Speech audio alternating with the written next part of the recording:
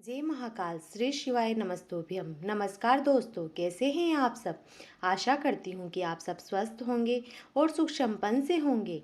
तो दोस्तों, ये आप सब जानते ही हैं कि हमारे हिंदू समाज में तरह तरह के धार्मिक त्योहारों और तिथियाँ मनाई जाती है। पर हमारे हिंदू पंचांग में एक ऐसा महीना भी आता है जहाँ हम अपने पूर्वजों का आशीर्वाद प्राप्त कर सकते हैं, जिसे पितृपक्ष का महीना कहा जाता है। हिंदू पंचांग के अनुसार अश्विन मास की पूर्णिमा तिथि से पितृपक्ष प्रारंभ होते हैं।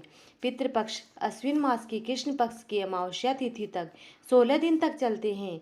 हिंदू समाज में पितृपक्ष जो पितरों को देवतुल्य माना जाता है, इसीलिए पितृपक्ष के दौरान पितरों का आशीर्वाद प्राप्त करना लाभदायक होता है। गरुड़ पुराण के अनुसार पितृपक्ष में अगर पितरों का तर्पण नहीं किया जाता है तो पितृदोष लगता है। यदि श्राद्ध की तिथि याद न हो तो ऐसी स्थिति में अमावस्या तिथि पर श्राद्ध किया जाता है। इस दिन सर्व पितृ श्राद्ध तिथि मानी जाती है। यदि आप पितरों का आशीर्वाद प्राप्त करना चाहते हो तो पितृपक्ष में कुछ उपाय अवश्य करें। तो आज के इस वीडियो में मैं आपको पितृदोष से मुक्ति के उपाय बताऊंगी। ऐसे संकेतों के बारे में बताऊंगी जिससे हमें पता चलता है कि हमारे पितृ हम पर नाराज हैं और हम पर पितृदोष लगा हुआ है। तो उससे पहले आप रोज की तरह मेरे वीडियो को लाइक करें, और यदि आप मेरे वीडियो को पहली बार देख रहे हैं या सुन रहे हैं और मेरे चैनल को अभी तक आपने सब्सक्राइब नहीं किया है तो प्लीज़ आप मेरे चैनल को सब्सक्राइब ज़रूर करें। तो चलिए जाने पितृदोष के मुक्ति के बारे में, और उसके बाद पितृदोष के संकेतों के बारे में जानेंगे।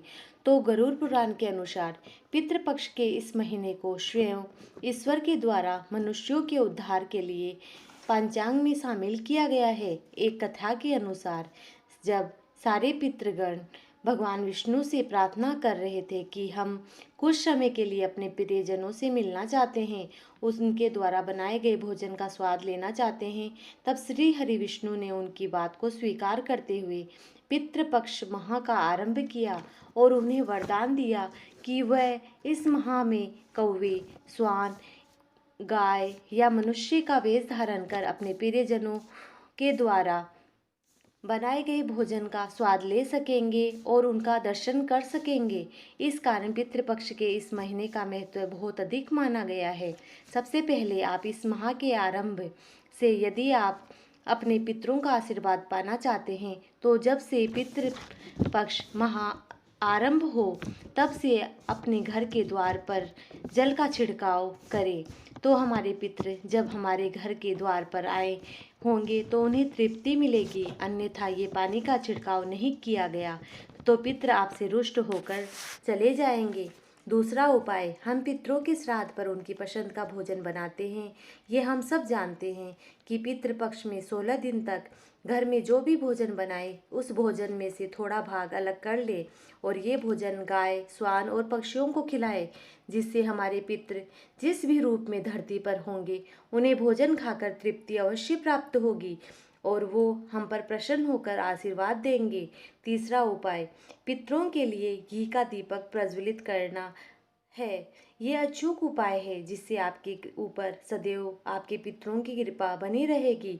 पितृपक्ष शुरू होते ही आप अपने घर अपने पितरों को याद करते हुए उनका आह्वान करते हुए ओम नारायण नमः मंत्र का उच्चारण करते हुए और पितरों की तस्वीर के सामने घी का दीपक प्रज्वलित करें।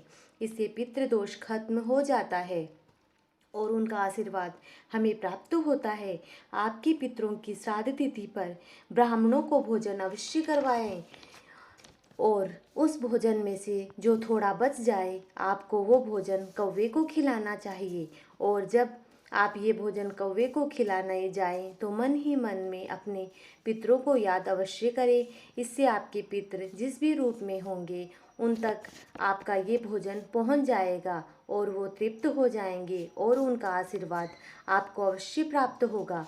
छठी बात, पितृ के पसंद की चीज़ें किसी गरीब या ज़रूरतमंद लोगों को दान अवश्य करना चाहिए। जैसे उनके पसंद का खाना, उनके पसंद की मिठाई, कपड़े आदि चीज़ें दान करें। यदि कोई गरीब व्यक्ति न मिले तो आप ब्राह्मण को भी दान कर सकते हैं, जिससे उस दान का फल आपको अवश्य मिलेगा। और ऐसा करने से पितृ सदैव आप पर प्रसन्न रहेंगे और उनकी कृपा दृष्टि आप पर सदैव बनी रहेगी।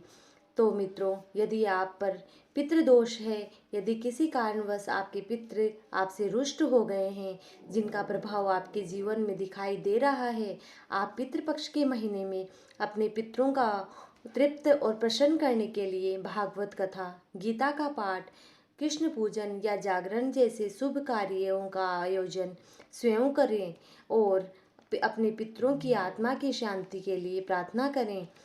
8वां उपाय, यदि आपके पितरों की मृत्यु आकस्मिक रूप से हो गई है, समय से पहले उनकी मृत्यु हुई है, तो उनकी आत्मा की शांति के लिए आप गंगा नदी के किनारे उनका तर्पण अवश्य करें। पितृपक्ष मास में गया जाकर उनका श्राद्ध और तर्पण करने से आपको आपके जो भी पितृ हैं, जहाँ कहीं भी होंगे, वो लोग तृप्त हो जाएंगे और आपको उनका आशीर्वाद अवश्य मिलेगा।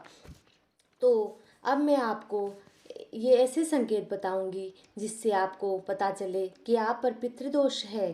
तो इन संकेतों से आपको पता चल जाएगा कि आप पर पितृदोष है, तो आप संतान के लिए तरस रहे हैं, तो ये आपकी कुंडली में पितृदोष ही है। परिवार के बीच आपसी कलह और पैसों की तंगी भी पितृदोष ही बताती है। तीसरा, बेवजह के कोर्ट कचहरी के केस में धन हानि होना पितृदोष का ही कारण है। आपकी संतान के विवाह में देरी हो रही है, सब कुछ ठीक चल रहा है और आपका स्वास्थ्य ही ठीक नहीं रह रहा, तो ये भी पितृदोष के ही लक्षण है। अगर आपके खाने में बाल या कंकड़ आ रहे हैं, तो ये भी पितृदोष के ही लक्षण है।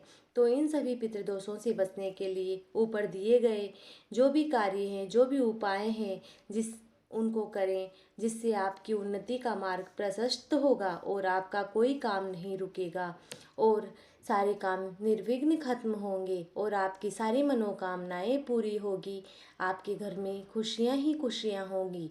तो यदि आपको मेरा वीडियो पसंद आया है तो आप मेरे वीडियो को लाइक करें और ज़्यादा से ज़्यादा मेरे वीडियो को शेयर करें, ताकि सभी को ये सारी बातें पता चल सके।